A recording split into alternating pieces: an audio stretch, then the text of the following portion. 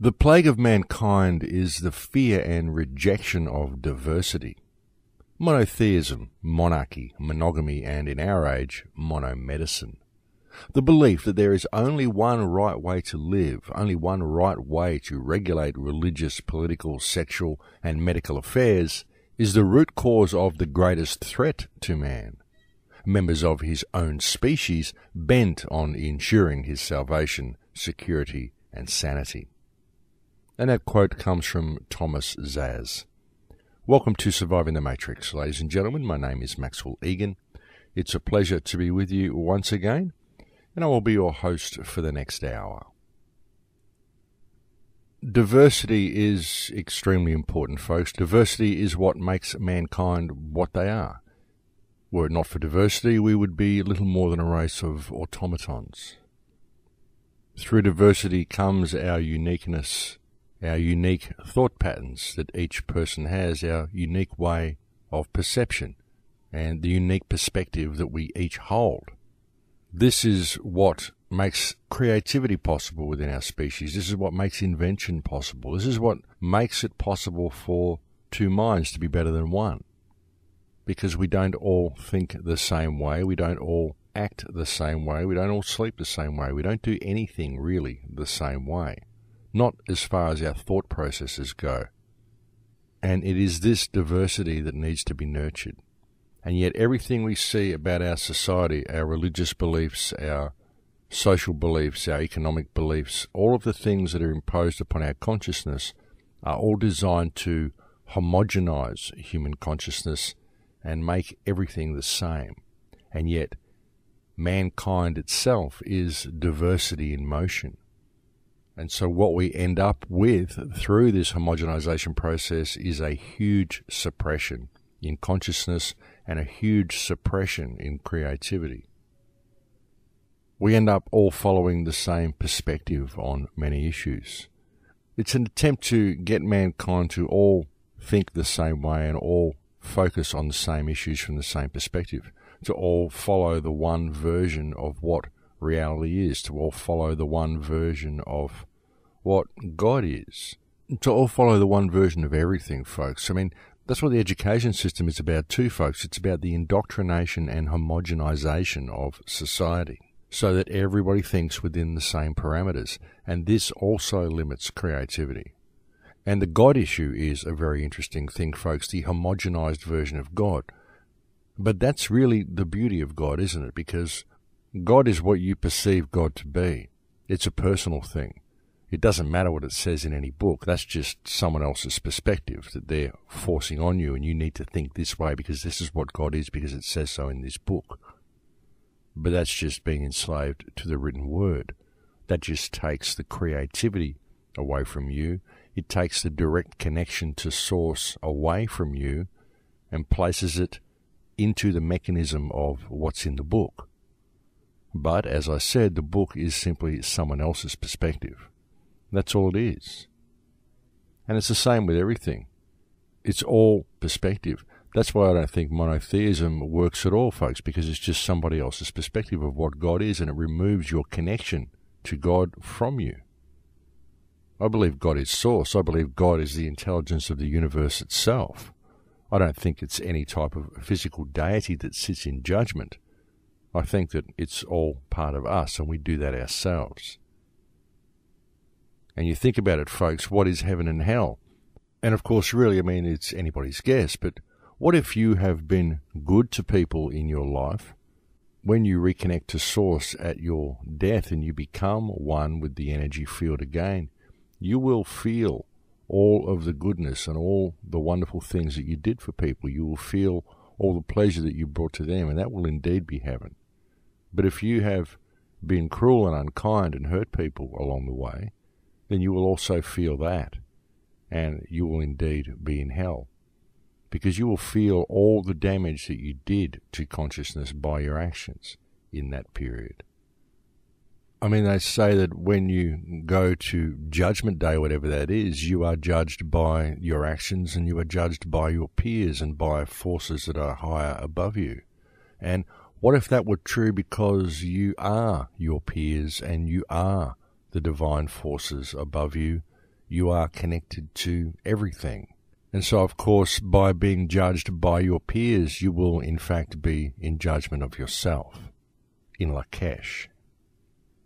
I mean, I believe heaven and hell, it's all a matter of perspective, folks. It's what you do at the time that's given to you now that makes the difference. And as I've often said, folks, it doesn't matter what you've done, it matters what you do from this point forward, because ultimately we've all been placed within this system, which is essentially psychopathic, and we've been told to make it work.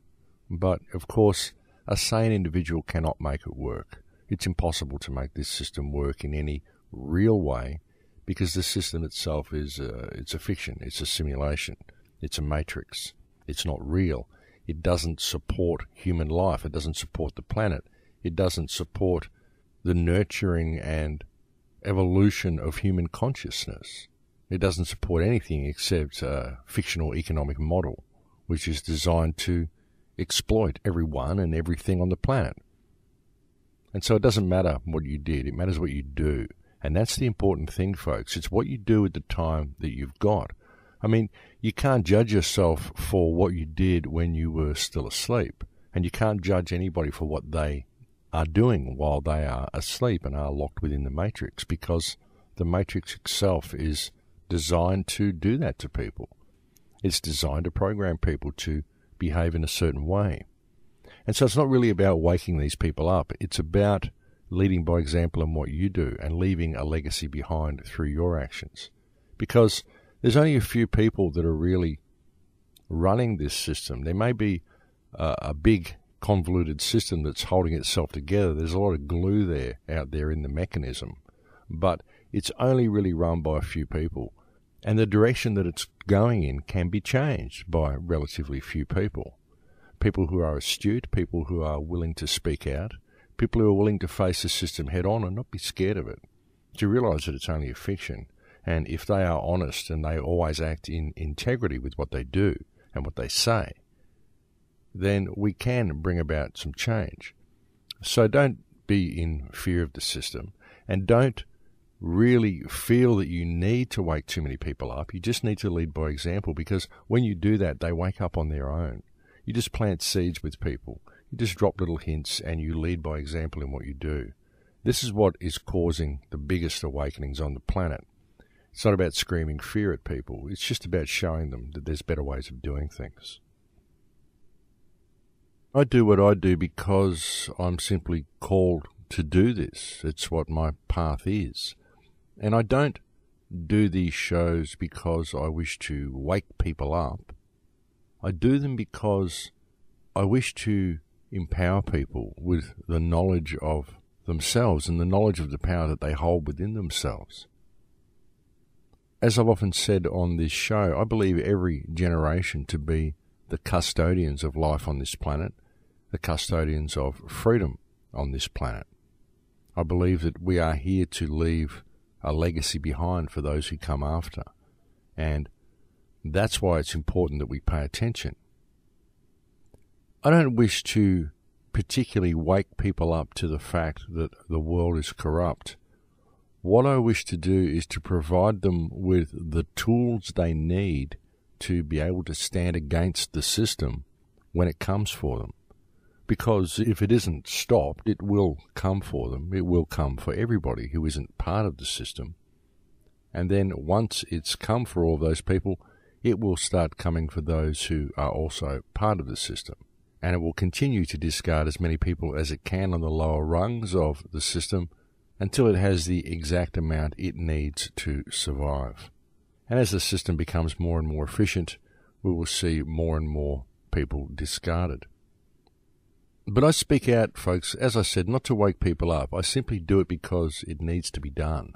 Because when I look at the state of the world, when I see the enormous danger that we as a species face at the hands of things such as genetically modified organisms, the biological manipulation of the human species and all life on the planet that we're seeing before our eyes today, when I see the crimes of companies such as Monsanto, the damage that they've done to the environment, when I see the way nature has been forced to fit within the parameters of a corporate industrial model rather than shaping the model to fit nature.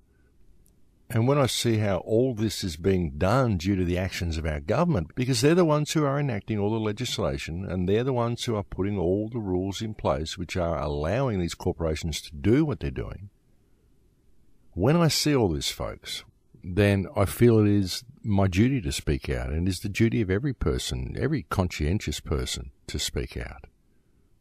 And as I said, folks, I don't speak out because I want people to wake up. I speak out because I want the world to have a future. I want my species to have a future. I want my son, my grandchildren to have a future. And I believe that were I to simply ignore all the things I see around me and to spend my time during this life on focusing on the collection of trinkets and useless possessions that really don't mean anything, then it would be a waste of a life. And I feel that I would be somewhat negligent in my duty of care to the planet, my duty of care to life, my duty of care to my son, my duty of care to all who come after me, my duty of care to all who ever have my actions or words influence them in any way at all. We all have a duty of care, folks. We have a duty of care to leave the world better than the way we found it. We have a duty of care to those who come after.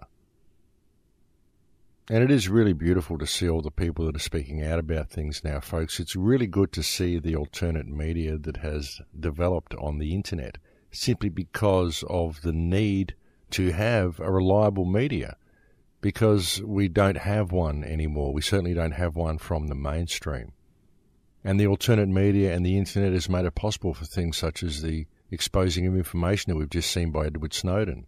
And hopefully something comes from this, folks, because it's such a good opportunity. It really is. I mean, when you look at the data collecting that these people have been doing, this is a gross breach of trust.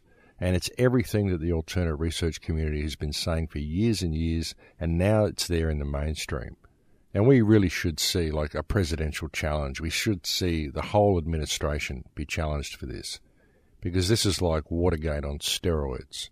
And it's now there for all to see. And I really hope that people do pay attention to this and that people really do step up to the plate and realise that we can't allow the world to continue the way it is. We can't allow it to be run by criminals. And anybody who's out there saying, look, they're doing this because of national security, it's not national security, folks. America only needs all the national security it's got because of what it's done to countries around the world under the guise of bringing them peace and democracy. Nothing it's done has been to bring them peace and democracy. Now, America has basically been an administration that's been puppeteered by European bankers for a very, very long time, and it's been used to create an enormous amount of conflict around the world and to enslave everybody to this corrupt European-based economic model that the whole world is currently subject to. And it's worked very hard through the manipulation of history and via television and all sorts of mechanisms to instill a culture of fear and paranoia into American society, so that the general society of the United States feels very paranoid. They feel like the world is out to get them because they're trained to feel this way, because this then justifies the huge military machine that is the United States. And it's very unfortunate to see what it's become, but it's also important to recognize how it's become that way. And it's not the fault of the American people. It's the fault of the system. It's the fault of the European banking cartels that run the government and that run the entire Western system. And it's important that people pay attention to it because it's this economic model, this commerce-based reality that's been superimposed over everybody's lives that is the cause of all of the hardship that we face, really. I mean, this is the glue that holds it all together. This ridiculous commercial-based system that we all believe is real. But the world's waking up to it. I mean, look what just happened in Greece recently. Look what's happening in Turkey right now. Look what's happening all around the world, folks. All the people who are standing up against their governments, it's because of this commercial economic system, this commerce-based reality that everybody's had inflicted upon them. And it's basically slavery, folks. It's human trafficking. It's people farming. That's what this system is, whereby it reduces every aspect of everybody's lives to commerce. And that's what the whole GMO thing is about as well. They create GMO food which makes you sick because the GMO companies are all related to the big pharma companies. It's all one big happy family.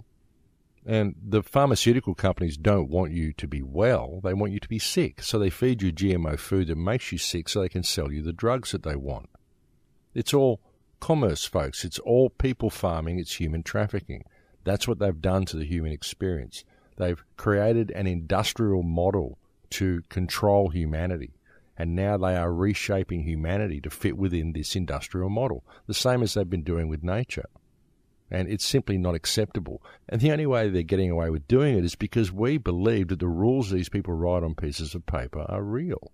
But they're not. They're just fiction. And these guys are just public trustees that we actually employ to do the opposite of what they're doing, because all they're doing is stealing from us.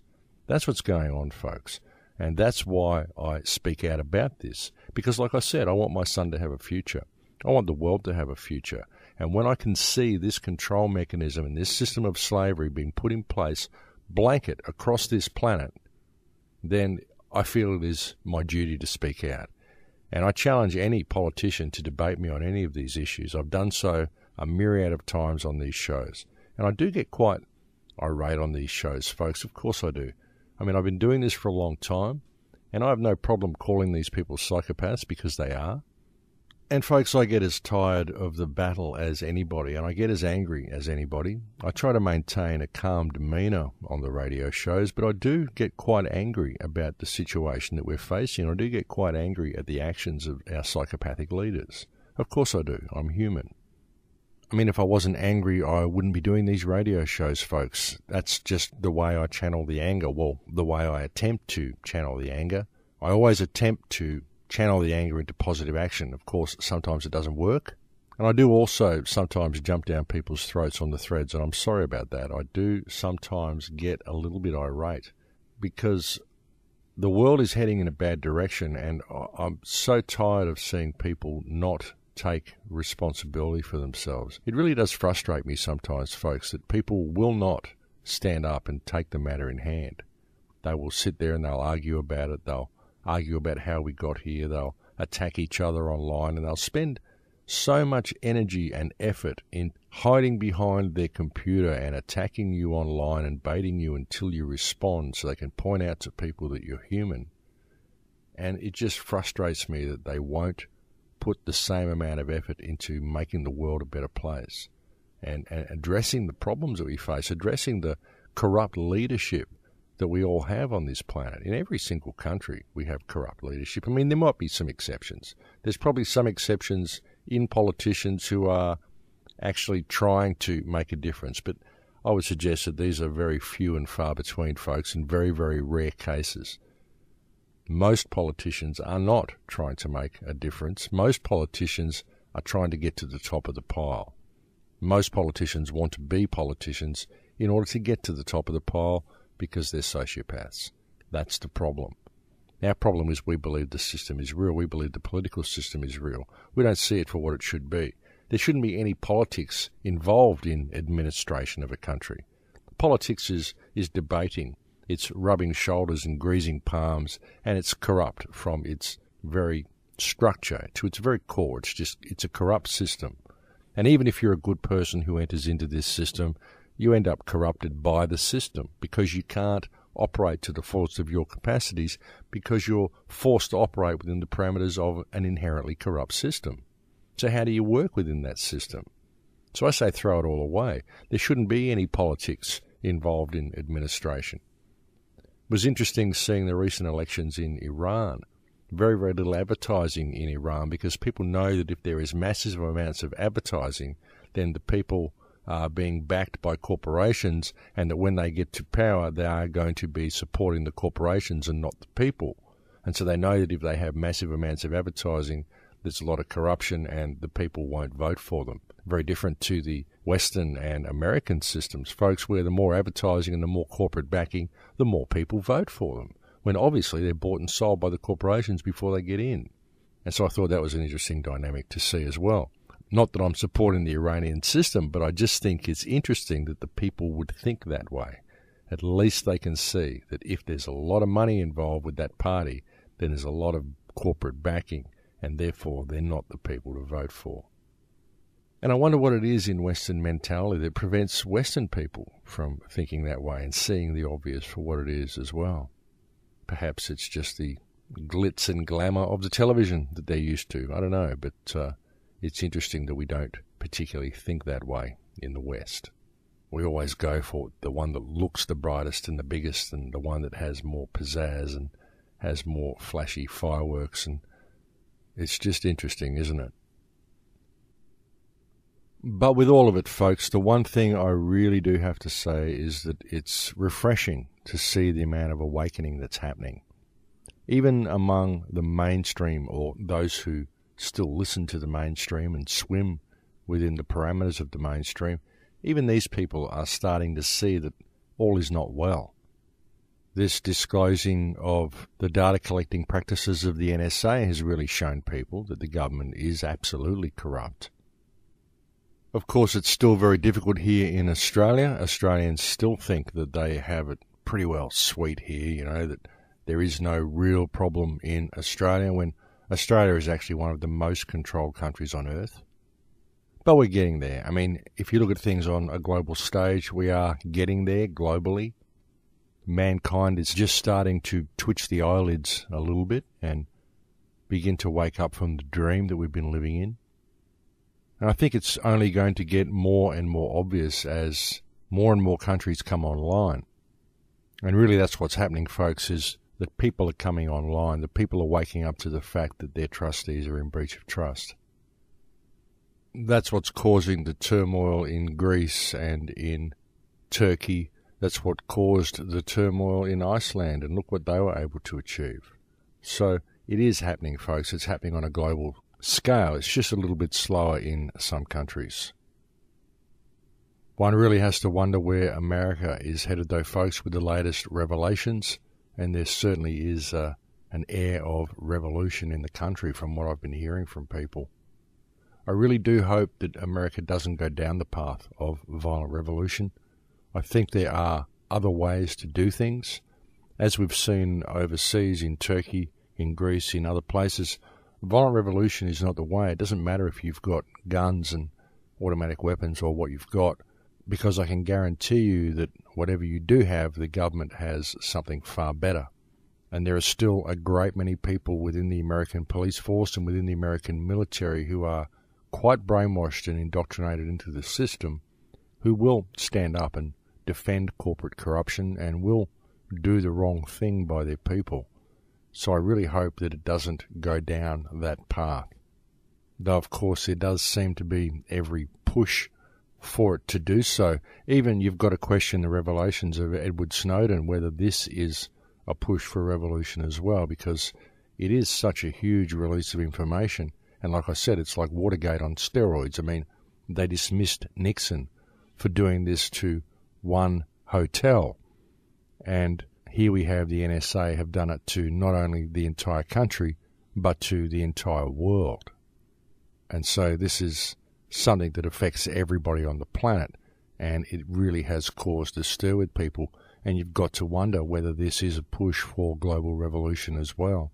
Because there is nothing that the powers that believe they be want more than global revolution, folks, because violent confrontation grants them the opportunity that they've been searching for to flex their muscles and to use the advanced weaponry that they've been developing against their own citizens. And as I said, they still have the numbers within the police and military to be able to pull this off, if they do it soon, if they do it before too many more people wake up. So I think it's more important for us to keep going down the path of gradualism the way we are and seeing people awaken around us more and more so that we do have that strength of numbers, because violent revolution now will simply lock the world down. Well, that's my belief anyway. I mean, of course, there may be some point in the future where those particular individuals who are embedded within the hierarchy like a bunch of ticks simply will not relinquish the control they have, and we may be forced to resort to violence to remove them. But A violent revolution from the ground up right now, I believe, would be playing into their hands because we simply do not have the numbers to be able to pull such a thing off. And what I'm saying here, folks, is that I believe that once we do have the numbers that are required to bring about some real change in that manner, in the manner of revolution, then we won't need to have the revolution simply because we have the numbers. But I believe that it could be done before that point. I believe it could be done through non-violent means with actually very few people. If you have the right people addressing the right issues in the right way and doing it in a public enough forum so that people can hear the message. Because really, when you stand up against the system in the right way, folks, all you need to do is to speak common sense, because the system is utterly corrupt. And if you just point that out to people in a very common sense, matter-of-fact type of way, then it's really quite an inarguable point. That's why I believe I've had so much success with this radio show, because very often all I'm really speaking on the radio show is common sense. I'm not trying to over-intellectualize anything. I'm not trying to add any frills to it. I'm not attempting to speak in a politically correct manner or gloss over any points. I just call a spade and lay the cards on the table and let them fall where they will. And that's why I believe the show has had such a positive impact with those people who've listened to it. I do get some negative feedback, folks, but mostly it seems to be from people who are simply trying to rock the apple cart, or, as I said, often bait you until you respond so they can say, look, he's not the philosophical genius he claims to be. When really I don't claim to be anything at all, folks, except myself. And that really is the extent of the negative feedback that I get. It's usually people just trying to bait you or discredit you because perhaps they're paid to do so, or perhaps they simply have their own agenda. I don't know. But really, folks, I believe that if you just say these things to people in a common sense way, then what you come up with are points that are virtually inarguable. And if we can do this in a public enough manner, then I believe we will find solution without the need for violent revolution. But I think it's break time here now, folks, so I'll have to leave it there for now. It's a pleasure having your company on the air with me today, and I will speak to you again in a few minutes. Thanks for listening. And welcome back, ladies and gentlemen. So over the last 6 years on this radio show, we have really covered a lot of topics. I've tried to look at the control mechanism from every possible perspective that I could. Well, every perspective that I perceive to possibly have some validity anyway. I haven't actually looked at the religious side of things. I haven't looked at the God versus the devil side of the scenario that people offer, because personally I think it's ludicrous. And also because there are probably already another 100 million people out there looking at things from that perspective, and so the information's already out there and I don't really need to cover it on this radio show. So that's why I haven't bothered to talk about that sort of stuff on the air. And folks, we can go back and we can look at things such as the Unum Sanctum Trust that was put in place by Pope Boniface. We can go and look at all of the founding of the Abrahamic religions, the advent of monotheism, the loss of shamanism, the rise of the corporate system, and all the things on the planet that have brought us to where we are. And we can continue to debate over who's in control and what's in control, who to point the finger at. But really, like I said recently on a show, what the most important thing is right now. What we are doing right now, the situation we are in right now, and how to rectify this situation. But I have tried to look at it from all possible angles and hopefully look at it from a perspective of empowerment, because it's good for people to have knowledge of these things. And it isn't that anything is good or bad, folks. Whatever the knowledge is, it's just information. What's good or bad is how you process it. What's good or bad is the energetic state you attach to the information. And what I've attempted to do when I've presented information to people on this show is to present it from an empowering perspective, because I believe all information essentially is light. That's what enlightenment is. It's knowledge. It's having knowledge, true knowledge, and being able to look at the shadow side, look at the dark side, as well as looking at the light side. It's not necessarily true that where attention goes, energy flows. It depends on what sort of attention you give that which you're looking for, what your intention is. in even looking into this information? Are you doing it to just scare yourself and be part of the spy novel? Or are you really seriously looking for a way to know yourself, looking for a way to understand what is happening on the planet and searching for viable solutions to the current human dilemma? See, that's the difference, folks. It's what your intention is in what you do when you look at information. But as I said, there is really no such thing as negative or bad information. It's all just information. And information is interesting, certainly.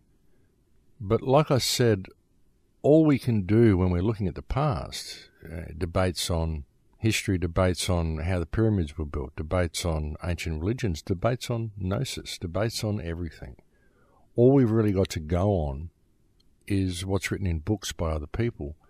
And again, history is written by the winners, and most of the texts that we really need were destroyed. There's been a system in place that's worked to suppress information for a long time. So really all we've got is the inner knowing that exists within ourselves, our intuition, our own personal gnosis, if you will, and a connection to the life force of the planet, a connection to the life force of the universe, and a connection to the now.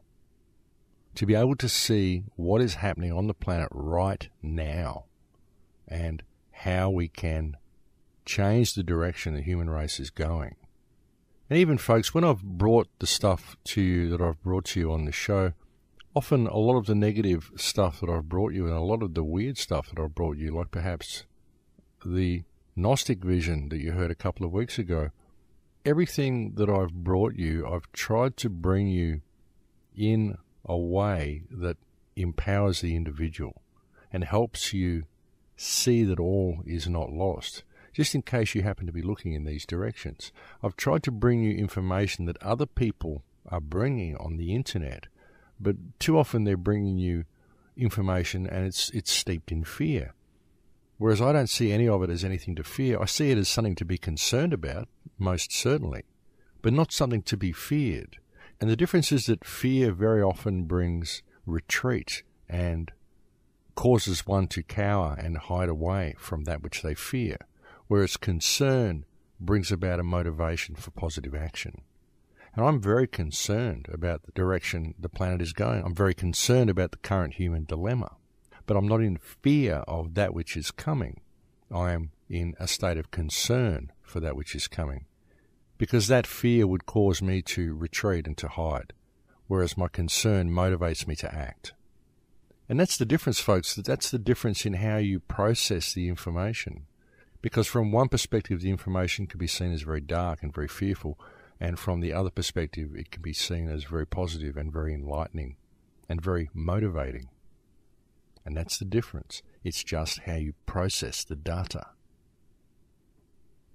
But the thing is, and what I'm attempting to say here, is that we tend to always be focused on the past and how we got here and who we can point the finger at, rather than paying attention to what is happening right now and what we do to free ourselves from this condition. And I think it's important that we pay attention to this, because things are certainly escalating, folks. Like I mentioned earlier, Greece and Turkey. We see Brazil now has also come online. There are massive protests in Brazil, and shocking things the police are doing to the people in Brazil. They are spraying pepper spray in the faces of young women. They are shooting into the crowd at eye height with rubber bullets and blinding people as well. Very, very shocking actions that these sociopathic police officers are inflicting upon the people of their country. And bear in mind, folks, that what's happening in Turkey and what's happening in Brazil, these are legitimate uprisings of the people against tyrannical regimes. And yet all we are hearing about in the news is the alleged uprising in Syria, which is in fact a contrived Western-sponsored uprising. They simply moved the terrorists that they'd implanted in Libya to overthrow Gaddafi and the fake uprising there into Syria, and now they are doing the same thing in Syria as what they did in Libya. And that's all we're hearing about. We're hearing about the great Syrian uprising and the poor rebels who are being oppressed by their tyrannical government, which is completely false information. And yet we're hearing virtually nothing about what's going on in Turkey, about what's going on in Brazil, about what's going on in Greece, about what's going on in anywhere where there is a legitimate grievance of the people and they are expressing that and there is a legitimate uprising. We're not hearing anything about it. All we are hearing is about Syria, because that is the strategic point that they want us to all focus on. Syria is, of course, part of the plan. It's been part of the plan for quite a long time. But the real uprisings are, as I said, happening in places such as Turkey and Brazil. And the actions of the police in these places and the lengths that these people will go to defend corporate corruption under the guise of defending legislation is absolutely astounding. And as I've often said, folks, it's a shame, but the police are truly one of the biggest threats that we face as a society, because these people are so programmed that they actually believe that they have to do what they're doing because it's just following orders and they have no choice, when really they do have a moral choice in everything that they do. And it really is a very unfortunate situation that we see with this, and truly one of the biggest problems that we face in attempting any type of major protest or any type of uprising. And I firmly believe that the real method that we need to take is a method of like public meetings. Imagine if instead of having a march in the street, you had a public rally, a big gathering in a park where you informed people of the fact that their relationship with government is actually a trust agreement, and that all of these people are in breach of trust, and that all of the people in the crowd have no peers. They are all there in the capacity of sui generis. Each one is completely unique, and that we have the ability to implement positive change by simply standing in our power and holding the government in breach of trust. Even the police officers have to see the validity of this approach. And you'll find that if these sorts of steps are implemented in a public enough way, soon the rest of the public will pick up on the fact that this is true and this is how we can address the situation. It's by re-establishing our true relationship with government, which is in fact one of trust. These people are public trustees. That's all they are. I mean, I don't know, folks. It may sound very simplistic to some people out there, and you may be thinking, no, this will never work. But imagine if the whole country knew this and the whole country thought like this. Imagine the wave it could create. It really could. I think that it would work, because with public awareness, then all you're doing is stating the obvious, and the police who believe that they have to enforce the law, they will have no choice but to comply, because what you're doing is stating the obvious and you have the weight of numbers behind you. And I think that if we do this and we approach things from this manner, eventually the police will see the sense of what we're saying and they will stand with the people. And I don't know, folks, I mean, I say this because I'm concerned about my brothers and sisters. I am. I see people out there in these countries and they're getting very, very hurt by these brutal methods that the police are using against them. And it hurts me to see the suffering and hardship that is being inflicted upon these people. And I believe that if the world really wakes up to what's going on here and how much we're being scammed and what our relationship with all of our governments is, then we will find the silver bullet we've been looking for. Because the silver bullet is self-realization. The silver bullet is knowing your own power and knowing what your relationship with these people is. And when we have a large enough number of people in the world who understand this and who realize this and see the sense of it and have discovered themselves to the extent where they know this to be true, then we will see some positive change. And I believe that once we can do this, then we'll realize that not a shot needs to be fired, not a fist needs to be raised. We can simply bring about positive change via the mechanism of mutual respect. And like I said, it may sound simplistic to some, but if you can really step back and grasp the concept of what I'm saying here, and grasp the concept of the trust agreement, which is the basis of your relationship with government, then I'm sure you'll see the sense of what I'm saying. And I don't know, I guess I get quite passionate when I'm discussing these issues, folks, because I am passionate about it, because I really do believe in it. I really do believe in the power of the human spirit, and I really do believe that now is the time for mankind to stand up and to step into their power. And I believe that once we do that and we begin nurturing the human creative spirit again, then we will find that anything is possible. And what we could achieve as a species would surpass our wildest dreams and our most vivid expectations. I mean, seriously, folks, the earth is our heritage, and look what is happening to it. Look what's happening to our societies. How does having to pay to be alive serve anybody? How does this economic model serve the human spirit? How can we have companies like Monsanto destroying the environment through genetic manipulation? We can have gas companies destroying the water table with coal seam gas mining and hydraulic fracturing. How can we have all this happening and have these people and these corporations get away with what they're doing simply because some public trustees wrote some words down on a piece of paper? And now everyone says, oh, I don't have any choice in the matter because there are these words on this piece of paper. How does that work? How is it the actions of a sane mind? How can a police officer who stands there and says he has no choice but to allow the water table in his country to be destroyed and his children's future to be destroyed because someone wrote some words on a piece of paper? How can any person who thinks that way or chooses to operate within those parameters be classed as being sane in any way, shape, or form? Because to do so is not the act of a sane mind. And to have a whole police force that acts in this manner, I mean, what can I say, folks? It's a state of collective insanity. How can it be classed as anything else? I mean, you're seriously going to stand there and tell me that you're prepared to use violence to suppress people and allow the world to be destroyed in order to support an economic model simply because someone wrote some words on a piece of paper? This, my friends, is insanity. And unfortunately, it's also this way for most of society. It's a state of collective insanity. Different socially acceptable levels of insanity. That's what our society is based on. Because none of these actions are the actions of sane and rational minds. And folks, when you have all life on this planet threatened by the actions of this economic system, and you have people saying they have no choice but to support this economic system because someone wrote some words on a piece of paper, then you have an extremely programmed mind. Because to do so is not the act of a sane mind, folks. Nothing about this system is sane. Nothing about this legal system is sane. And that's why people need to understand what it is. It's simply rules written in books by public trustees, all of whom are in breach of trust. I know I've been banging this drum for a lot of years now, but really that's the way it is. And until people can see this, they're never going to find remedy.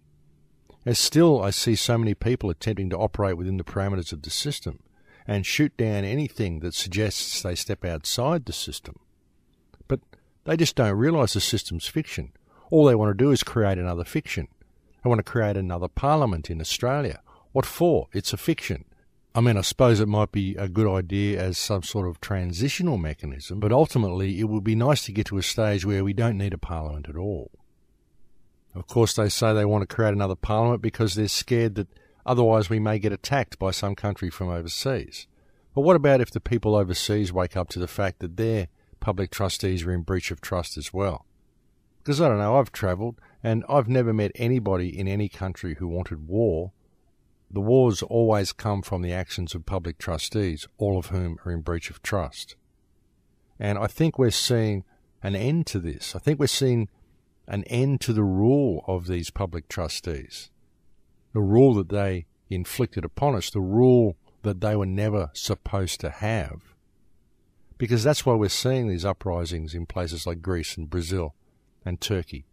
Possibly soon in America. We've seen them in Ireland. We've seen demonstrations all around the world. And I think we're just going to see more and more of them because people are realising that all of their public trustees are in breach of trust. And once these tyrannical regimes are disposed of and some sort of legitimate respect for each other rises in its place, I don't think we'll see too many wars, folks, because wars are all based on supporting the economic model. Once we eliminate this economic model and put something a little bit more rational, a little bit more sane, a little bit more beneficial for mankind in place, then we're not going to see all these wars. We're not going to see all of this competition that brings about these wars. Because most of them are about economics and resources and all this other rubbish that we don't need. The only reason we need all the resources that we pull out of the earth is to support the economic model. So it all comes back to this economic model. It always does, folks. That's what we have to address. And that's what I think is happening around the world as we speak. Well, not quite around the world. As I said, some countries are slower to wake up than others. And unfortunately, even those countries that are waking up and coming online, I believe, are going about things in the wrong way. I really don't believe violence is the key. I think that the way to get through it is to bring it all back to trust. I really do believe that this will be seen as the most effective remedy. Because, I mean, look, we've tried things in the past. We've tried prosecuting these people within the legal system. Even with Nixon, when Nixon was dismissed, he wasn't really dismissed. He resigned because there was no way to really get him. There's never any way to get any of these people and to bring them to accountability from within the parameters of the legal system, because the legal system isn't designed to provide a remedy for the people. It's designed to provide safeguards to the system. That's what it's all about. That's why we need to step above it and bring it all back to trust. We've got to understand what's going on here. There's nobody on the planet who's any better than anybody else. There's nobody who has a right to rule anybody else. There's nobody, certainly, who has the right to rule other people and proclaim themselves as a king or a queen simply because of their genetics. There is nobody's DNA that's better than anybody else's DNA. Monarchies who claim a divine right to rule via their bloodline are truly the most absurd and misguided people on the planet. Because, as I said, nobody's DNA is of any more worth than anybody else's. We are all created with equal standing on this planet, and nobody is answerable to anybody else except their creator, whatever they perceive their creator to be. But ultimately, folks, what we're most answerable to is our own conscience. Unfortunately, we live in societies where conscience is something that is being mostly bred out of people. Well, they're trying to do that anyway. And as can be clearly seen, the parameters of this system are very much designed to nurture whatever sociopathic spark anybody may have within them, and to bring that to prominence within everybody, and to create what is essentially a sociopathic system. Because this is what they want, folks. They want people in positions of power who are sociopaths, who don't have empathy, because when you have empathy, you aren't very good at controlling people. You tend to empathize with them and sympathize with them, and it's very difficult to repress people if you view people as yourself and view people as equals to yourself, and you're able to put yourself in other people's positions. And that's why they try to breed this out of people as much as they can. Very interestingly, I've got a friend who's got some kids at primary school, and what they're teaching the kids at primary school is how to manipulate people and influence people through the use of language, how to use words to make people feel bad if they don't do what you want them to do, and how to manipulate people into certain positions that they may not necessarily want to be in. And this is very disturbing, folks. So this is what they're teaching grade school children in Australia. What syntaxes to use to get the desired result from people, how to manipulate others. And this is quite scary, folks, that they're actually teaching grade school kids neuro-linguistic programming, essentially how to be good salespeople and get people to do what you want them to do. You see, there's so much programming that goes on within our society at so many levels, and the children are where most of it is aimed. If you've got a television and your children watch a lot of television, you need to pay attention to what they're watching. You need to pay attention to how they're being programmed, because there's subliminals in all of it. And because your children need other children around, and you've got to have them participate in the system to a certain degree, it's important to educate them to the programming that does exist around them, to prevent them from being subject to it the way their friends are. And very often they'll see it in their friends as well. And they'll begin to notice how certain programming takes place. They'll begin to question some of the things their teachers teach them. If we can teach our children to hold moral standards above everything else, and to hold respect, mutual respect, respect for creation, which is also respect for others and respect for yourself equally. If we can instill these moral traditions into people, we still have a chance.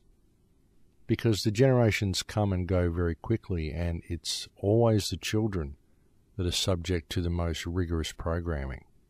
So that by the time they reach adolescence and adulthood, they are already very, very locked into the matrix and locked within the machine. So that's where a lot of our attention needs to go, on our children. But of course we are kept so distracted from all of that, aren't we? We are kept on the treadmill of society. We're kept locked into the social and economic systems that control our lives. And very often families don't really have the time to be able to pay attention to each other. They're always too busy. If they're not too busy, then they're too distracted. Very often we busy ourselves with distractions that we don't need, and we're simply distracting ourselves from life. We're distracting ourselves from ourselves. We're looking for happiness in everything that is external to ourselves, and we're not paying attention to the inner workings and the inner mechanism and the true reason that we're here. We're not paying attention to the beauty that we are. Each person is a beautiful expression, and we tend to miss that because we're caught up in all of the stuff that's put there for us. I don't know, folks, I do see a way through this, and I do see a huge awakening happening on the planet. And with these shows, I just hope that I do bring some empowerment to people. And do I always get it right? Well, I don't know. All I can offer you is my perspective. That's really all I have to give. That's all anybody has to give. If what I say resonates with you, and there's things about what I say that you believe you can use to improve your life, or perhaps improve the lives of someone around you, then I would be honoured if you did take that on board and you did do that, and you found some gem of wisdom in there that provided some sort of remedy for you. Then that's the best I can hope for. And I really do hope that that does happen with these shows. But again, folks, all I can offer you is my perspective, and it's up to all of you guys out there to do with it what you will. As I said earlier, folks, really it all does come down to perspective. And your perspective is what makes you who you are. It's what makes me who I am. And with all the researchers that you listen to, it's important to always remember that what you are listening to is their perspective. And it's also important that you remember to pay attention to your own. Because we very often forget that, and we tend to take someone else's perspective on and make their reality our reality. So remember to not be too quick to take yourself for granted. But we've reached the end of this show here, I believe, folks. We're completely out of time. It's been a pleasure coming and talking to you again this week. Thank you very much to anybody who has ever helped with the website. Thank you to those who help me continue to do what I do and to get this information out to people. Please do pay attention to what's going on around you. Please do pay attention to your local community. Please do pay attention to yourself. And remember that change can come about very easily if you simply change your perspective of how you deal with information, and if you lead by example in all that you do. That really is the key to our salvation, folks. The remedy lies with us. You are, each and every one of you, a silver bullet. You just have to realize your own potential. But that is it for me this week, folks. I will look forward to speaking to you again next week. Please take good care until then. In Lakesh.